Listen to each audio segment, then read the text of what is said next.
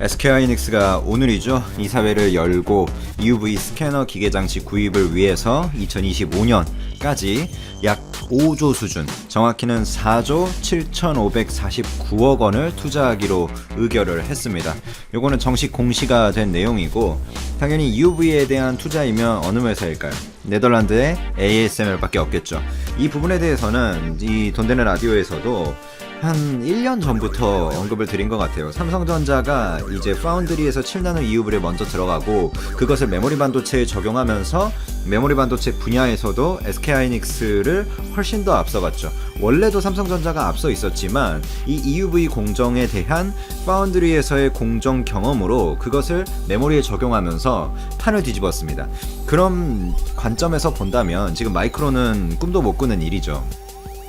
SK하이닉스 입장에서 조금 늦었어요. 그때 삼성전자가 EUV에 과감한 투자를 결정할 때 하이닉스도 조금 늦지만 따라갔어야 되는데, 조금 속도의 측면에서 아쉬운 측면이 있지만 그래도 나름 노력을 하면서 꽤 큰 규모의 금액을 그래도 투자하기로 이번에 결정을 했습니다. 결국에 차세대 공정이 들어가면 들어갈수록 다수의 EUV는 필수적일 수밖에 없죠. 삼성이 이 파운드리에서 EUV를 투자했던 게 신의 한 수입니다. 왜냐면 파운드리 자체에서는 사실 7나노에서 EUV를 쓰건 멀티 패터닝 이 7나노를 쓰건 큰 차이가 없어요. 어떻게 보면 고객사와 Q를 생각한다면 일단 안정적으로 멀티 패터닝 7나노로 가는 게 TSMC처럼 가는 게 나을 수도 있어요. 단순히 이제 안정적인 공정 진행만 생각을 한다면. 근데 삼성 입장에서는 파운드리에서 한번 경험을 쌓아두면 그 EUV 공정 효율화 경험을 이 메모리 쪽에 그대로 적용을 시켜서 한 발 더 앞서 나갈 수 있기 때문에 굉장히 신의 한 수였다라고 볼 수가 있고, SK하이닉스는 조금 따라하는 측면이 있죠. 근데 SK하이닉스 입장에서 어쩔 수 없습니다. 이 메모리의 업계는 삼성전자가 모든 걸 결정하고 그 아래 기업들은 그거에 맞춰서 움직일 수밖에 없는 구조적인 성격을 띠고 있기 때문이죠. 그래서 EUV는 제가 1년 전부터 많이 언급을 드렸으니까 기존의 브라우르곤 멀티 패터닝을 해가지고 깎던 거를 이 ARF라는 브라우르곤의 광원의 파장의 길이 대비 14분의 1 정도로 짧죠. 그러면 한 번에 멀티 패터닝을 안 하고도 상당히 얇고 세밀하게 그릴 수 있고, 거기서 멀티 패터닝도 들어가고 기타 기술들, 그 다음에 이제 앞으로 삼성이 또 보여줄 기술 3나노부터 GAA 팻이라든지 이런 기대된 기술들이 착착착착 적용되면서 삼성전자가 패권을 더욱 공고히 하지 않을까. 그리고 SK하이닉스는 삼성전자의 이렇게 패스트 팔로워로서 뒤를 밟아가면서 나름의 영역에서 그래도 수익성을 추구하고 있습니다. 잘하고 있죠. SK하이닉스 요즘에 디램 업황 자체가 신기록 수준을 달리고 있기 때문에 현물가도 4달러를 뚫고 삼성전자, SK하이닉스 모두 이 메모리 쪽에서 좋은 실적을 기록하고 있습니다. 사업이 잘 돌아가고 있죠. 어쨌든 이 부분이 이제 첫 번째 주제가 있었고, 그 다음에 삼성전자가 지난해 2020년 연간 기준으로 점유율 최고 신기록을 또 갈아치웠습니다. 역대 최고예요. 역대 최고의 이 전세계 TV 점유율 32%를 기록했습니다.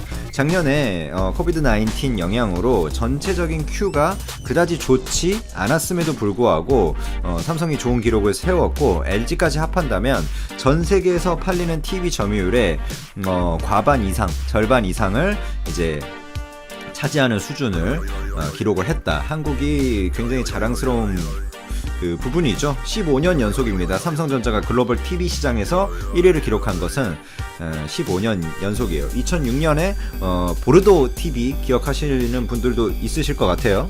그 TV 출시를 계기로 처음으로 글로벌 시장 점유율 1위, 그때 15% 정도 기록을 했었죠.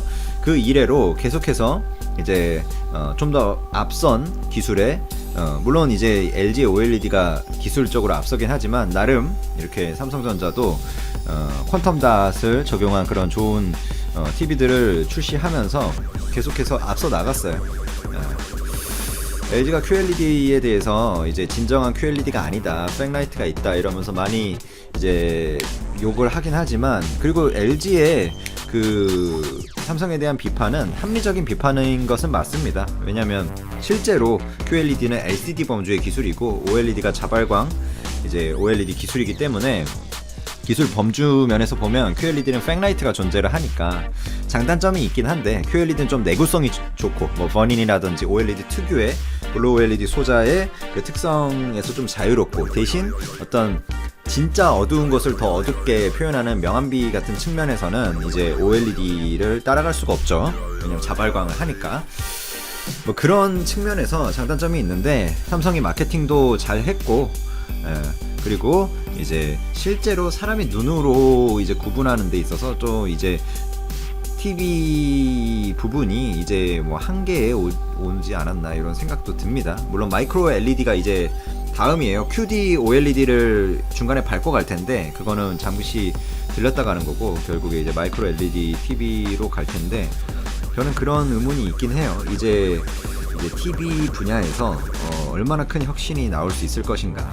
물론 흐름은 나쁘지 않아요, 단기적으로는. 왜냐면 아무래도 코비드-19 이후에 전 세계 사람들이 집에서 머무는 시간이 길어지면서 TV도 좀 많이 바꾸고 이러면서 OLED LG전자께 또 200만 대가 넘게 출하가 되면서 나쁘지 않은 흐름을 기록하고 있습니다만, 차량용 쪽으로 좀 이제 그게 있을 것 같고 성장은 있을 것 같고, 왜냐면 오늘 아이오닉 5 나온 거 봐도 이제 화면이 점점 커지고 있죠. 앞으로 더 커질 거예요.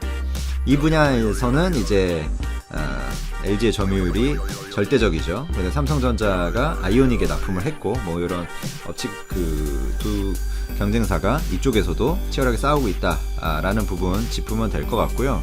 그리고 삼성의 AMD GPU가 이번에 폴더블에 들어갈 것 같고, 그 다음에 MS 마이크로소프트나 인텔하고도 계속해서 협력이 나올 것 같아요. 그러니까 폴더블 스마트폰에 들어가는 게 있고, 인텔이나 이런 부분들 CPU는 폴더블 노트북이 또 나온다고 해서 그쪽 이제 OS는 당연히 이제 마이크로소프트께 들어가면서 협력을 해서 또 나오지 않을까. AMD GPU는 이제 폴더블 스마트폰 이번에 나오는 게 갤럭시 Z 폴드 3죠. 그 다음에 갤럭시 Z 플립 2, 요 두 개가 나오는데, 저도 갤럭시 Z 폴드 3가 나오면 요거 구매할 생각을 가지고 있는데, 여기에 들어가는 게 어플리케이션 프로세서, 스마트폰의 두뇌라고 하죠. 엑시노스 2200 2200이 이제 탑재가 됩니다. 요게 양산이 되고 6월 정도부터 양산이 되면서 이제 갤럭시 Z 폴드 3가 한 7월 정도에 나올 테니까 탑재가 되면서 출시가 될 거다, 이렇게 보시면 될 것 같고, 이번에 이 엑시노스 2200이 폴더블 폰에 들어가면 폴더블 노트북 이렇게 확대 적용이 될 거라고 생각을 하고요. 이제 노트북 쪽에서도 지금 재택근무 수요가 많아지면서 굉장히 매출이 증가를 하고 있어요. 그래서 PC 쪽에서도 이제 또 다른 어떤 센티멘털적인 부분이지만 재택근무는 또 큰 흐름이기 때문에 성장기를 어느 정도 맞이하고 있습니다. 이 부분에 대해서 이제 2200에 대한 어떤 마케팅 포인트가 계속해서 나오고 있고, 그 다음에 엑시노스 AP를 기반으로 한 폴더블 노트북이 내년 정도에 나올 거라고 생각이 들어요. 삼성전자가 이 첫 번째죠.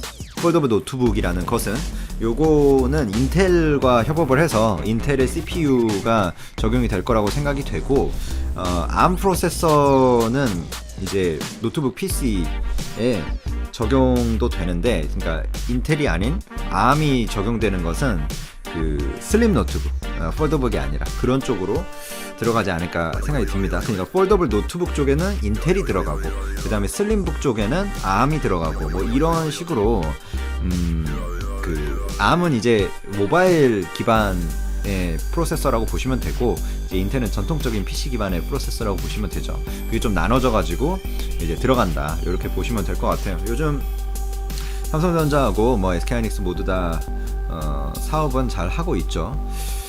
그 다음에 제가 재미있게 본 게 네이버하고 CJ의 이 협력이 계속해서 강화되고 있어요. 이번에 대한통운, CJ 대한통운하고 AI를 활용해서 물류랑 배송 이런 쪽에 네이버의 AI가 활용이 되고, CJ의 뭐 예를 들자면 스튜디오 드래곤 같은 컨텐츠 파워가 또 있죠.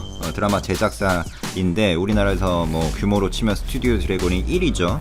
CJ 그 티빙 같은 캡티브 마켓도 가지고 있고, 그 다음에 뭐 넷플릭스 같은 데랑 3년 계약도 하고 그런 회사인데, 이런 그 컨텐츠 파워에 네이버의 플랫폼이 활용이 되는 등 두 회사의 협력이 더욱 강해지고 있다. 이렇게 뭐 지분 교환도 했지만 이렇게 판단이 되고, 실제적인 사업에서도 협력이 이렇게 강해지고 시너지가 날 부분이 많고, 이게 정확도도 꽤 높아요. 뭐 CJ 대한통운 그 네이버 AI가 그 향후에 물류량 같은 걸 측정해가지고 그런 걸 예측하고, 그래서 오류도 감소시키고 뭐 이런 쪽, 그래서 빠른 배송이나 이런 부분에 또 도움이 되겠죠.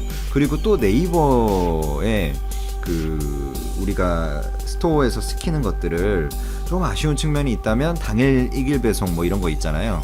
그런 게 조금 아쉬웠는데, 왜냐면 네이버는 어차피 그 직매입을 해서 파는 게 아니니까 그런 그 약점이 존재했단 말이죠, 쿠팡에 비해서. 근데 요거를 네이버 AI나 CJ 대한통운이나 거의 이제 여러 가지 인프라를 결합시켜가지고 이길 배송을 실현시키겠다, 뭐 이런 방향성을 가지고 있다고 보시면 되죠. 뭐 저 우리나라를 또 대표하는 두 가지 기업이 이렇게 사업적으로 훨씬 빠른 시점에 이나노 공정을 도입하겠다고 발표를 했고, 대만 언론에서는 또 한 번 삼성전자의 파운드리를 깎아내리는 행태에 보도를 했습니다. 이와 관련된 소식과 중국이 한국, 중국, 일본 세 개의 국가가 연합하는 바이러스 연구소의 설립을 대한민국 경남 양산 지역에 추진하고 있다는 언론 보도 내용에 대해서 말씀을 드려볼까 합니다. 좋아요, 구독 한 번씩만 부탁드리면서 시작해 보겠습니다. 현재 반도체 파운드리 시장은 대만의 TSMC와 한국의 삼성전자가 양대 축을 이루고 있죠. TSMC가 과반 이상의 점유율을 차지하면서 삼성을 앞서고 있는 것이 명백한 팩트입니다.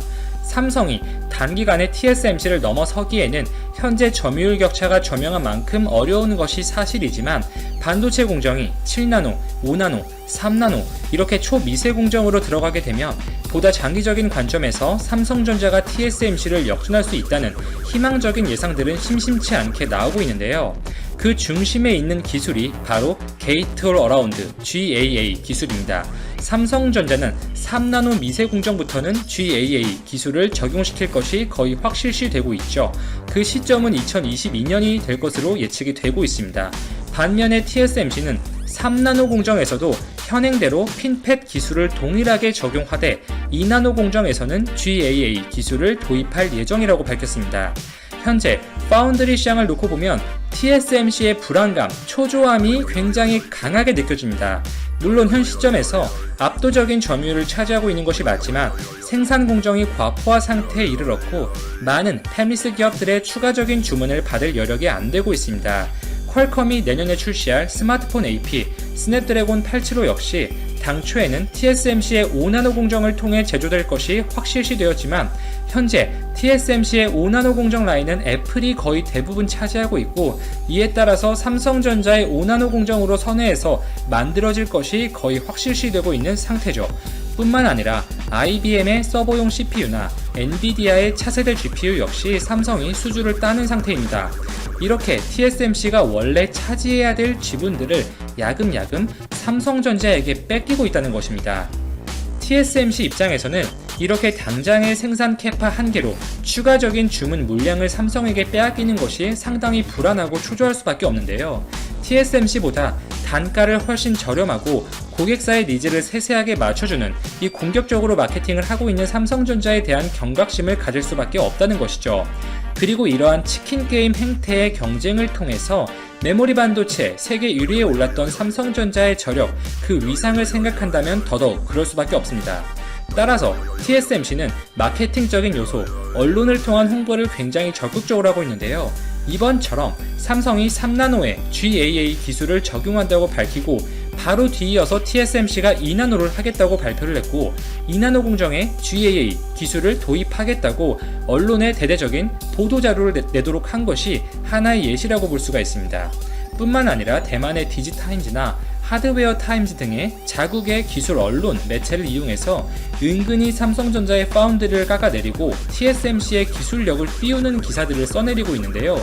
이번에 대만의 하드웨어 타임즈가 보도한 내용만 하더라도 TSMC는 현재 공정 기술에 있어서 삼성전자보다 훨씬 앞서 있으며, 애플을 비롯한 거의 모든 전세계 제조업체들이 TSMC의 5나노 공정을 선망하고 생산을 맡기려는 추세라고 평을 했습니다.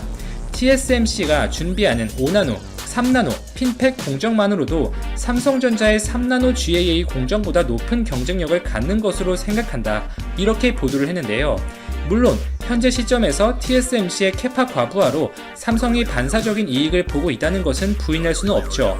7나노 공정 기준으로 잡았을 때 삼성 제품의 전력 효율이 TSMC 제품보다 10에서 20% 정도 떨어지는 것으로 평가를 받고 있지만 글쎄요, GAA 공정으로 넘어가서도 현재 상황과 비슷할 것이라고 확신을 할 수가 있을까요? TSMC의 3나노 핀팩 공정이 삼성전자의 3나노 GAA 공정보다 우수하다는 것을 현 시점에서 증명을 할 수가 있을까요? 두어 달 전만 하더라도 대만 언론 디지타임즈는 삼성전자의 5나노 공정 수율에 심각한 문제가 있다고 보도를 했었어요. 그러나 실상 퀄컴이라는 메이저 팹리스 기업은 자사의 핵심 모델 스냅드래곤 875를 삼성전자의 5나노 공정에 맡길 것이 유력한 상태입니다. 퀄컴이 생각 없이 과연 삼성에게 물량을 줬을까요? 은연중에 자국 언론을 이용해서 삼성의 파운드리를 깎아내리고 TSMC를 지속적으로 띄우는 모습이라고 우리는 볼 수가 있습니다. 현재 핀팩 공정에서는 TSMC가 우위에 서고 있는 것이 맞지만 GAA 공정은 또 다른 이야기인데요. 이 GAA 공정은 핀팩 공정을 통해 제조한 5나노 제품과 비교했을 때 칩의 면적을 35% 이상 줄일 수가 있고 소비 전력은 50% 감소시키면서 최종적인 성능은 30% 이상 향상시킬 것으로 기대가 되는 공정입니다. 기본적으로 트랜지스터의 4개의 면을 모두 감싸서 트랜지스터와 게이트의 접촉 면적을 늘리는 형태의 기술인 만큼 이 3면을 감싸는 형태인 핀팩보다 근본적으로 상위에 있는 기술일 수밖에 없어요. 이렇게 접촉 면적을 늘리게 되면 보다 세밀한 전류 흐름의 제어가 가능해서 소비 전력의 드라마틱한 감소가 가능합니다. 반도체 미세화의 한계를 극복할 수 있는 최신 기술이라고 손꼽히는 것이죠. 삼성전자는 이러한 GAA를 도입한 3나노 제품을 2022년에서 23년 정도에 양산할 것을 준비 중에 있고 TSMC가 발표한 2나노 공정은 2023년에서 24년 정도로 예측이 되고 있어요. GAA 공정 도입은 삼성전자가 훨씬 더 빠르다는 것을 알 수가 있죠.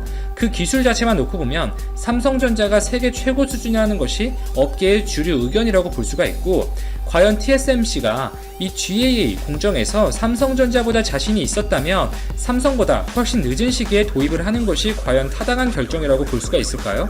오히려 업계 1위를 굳건히 하기 위해서 공격적으로 해당 공정의 도입을 추진하지 않았을까요?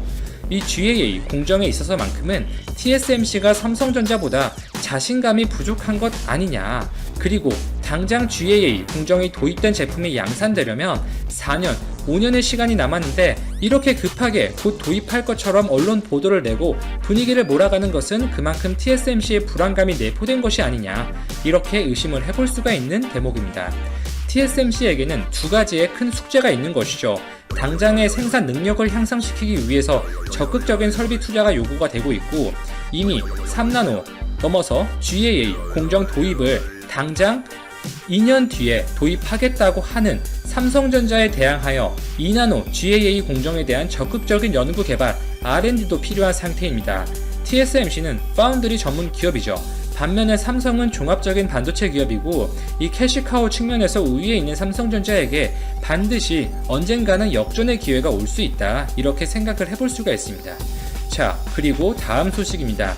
이틀 전 저희 방송에서 중국 당국의 내부 문서가 유출되었고 해당 문서의 핵심 내용은 한국, 중국, 일본 이렇게 3개의 국가가 공동 방역을 명분으로 해서 산업 클러스터의 조성 그리고 연구 시설의 개발이 필요하다는 내용이 적혀 있다고 말씀을 드렸는데요. 정말 소름 돋게도 이것이 현실화되려는 움직임이 포착되는 것 같습니다. 한국 평택에 대규모로 조성될 것으로 계획된 차이나타운 그 사업은 현재 보류 중에 있는데 이것을 넘어서 경남 양산의 한중일 국제바이러스 센터의 건립 가능성이 수면 위로 떠오르고 있는데요. 중화해외연의회에서 서신을 통해 부산을 중심으로 한 대규모 협력 사업이 필요하고 여기에 생물학적 연구소를 공동으로 세우자는 내용이 포함되었다는 것입니다. 중화해외연의회라는 단체는 생소하신 이름일 텐데요. 단순한 민간단체라고 보기에는 어려워요. 중국 정부 통일전선부의 산하 단체로 알려져 있고 통일전선 부장이 회장을 맡고 있는 단체이기 때문에 이는 중국 정부와의 연관성이 있는 단체라고 볼 수가 있습니다. 단순한 일개의 민간단체의 의견이 아니라 중국 당국의 의지가 들어갔다는 것입니다. 이번 바이러스 사태의 발원지 참 말이 많죠. 정확한 팩트로 증명되기 전까지는 말을 아끼고 싶습니다만 미국의 트럼프 행정부는 지속적으로 해당 사태가 우한에 있는 연구소에서 발발한 것이 아니냐라는 의심을 계속해서 하고 있고, 이렇게 미국과 중국으로 전 세계가 양분되면서 갈등이 심화되는 상황에서 다른 지역도 아니고 우리나라 땅에 중국 정부의 의지가 전적으로 반영된 연구소 설립을 추진하겠다? 말도 안 되는 이야기라고 생각합니다. 저희가 굉장히 의심스럽고 이해하기도 어렵고, 센터를 유치해서 얻을 수 있는 고용 창출, 지역경제 활성화 이런 것들이 과연 현 시점에서 얼마만큼 의미가 있을까요? 또한 해당 사업 비용으로는 중국이 많은 부분 부담할 텐데, 글쎄요. 지금까지 중국의 1대1로 정책에, 즉 중국의 자본을 빌려서 자국의 산업 인프라를 까는 형태의 이러한 사업에 적극적으로 참여한 국가들의 현재 경제, 그 상황이 과연 어떤가요? 우리가 나아가야 될, 닮아야 될 모습으로 보이시나요? 절대 아니라는 것을 알 수가 있습니다. 더군다나 다른 산업 인프라도 아니고 생물학적 연구소예요. 해당 사업이 이 중국과 손을 잡고 우리나라에서 추진한다는 것이 대외적으로 알려진다면 과연 다른 서방 국가들에서는 우리나라를 어떻게 바라볼까요? 이러한 이슈에 대해서 민주당의 김두관 의원은 단순한 괴담일 뿐 해당 사업이 추진되는 것으로 알려진 양산 부산대병원 유휴 부지는 추후에 첨단 산업센터나 연구소가 들어와서 지역경제 활성화를 위해 기여해야 될 자리이며, 아직은 아이디어 수준에 불과할 뿐 구체적인 계획도 내용도 없는 이야기라고 밝혔습니다. 진실이기를 바랍니다. 많은 분들이 아셔야 할 내용인 것 같아서 이렇게 말씀을 드렸고요. 각자의 견해, 생각은 다를 수 있지만 절대 일어나서는 안 될 일이라고 생각합니다. 두 눈을 똑바로 뜨고 국민들이 지켜봐야겠습니다. 이상 즐거운 라디오 여기까지 정리하고 오늘 방송 마치겠습니다. 오늘도 제 방송을 들어주셔서 진심으로 감사드립니다.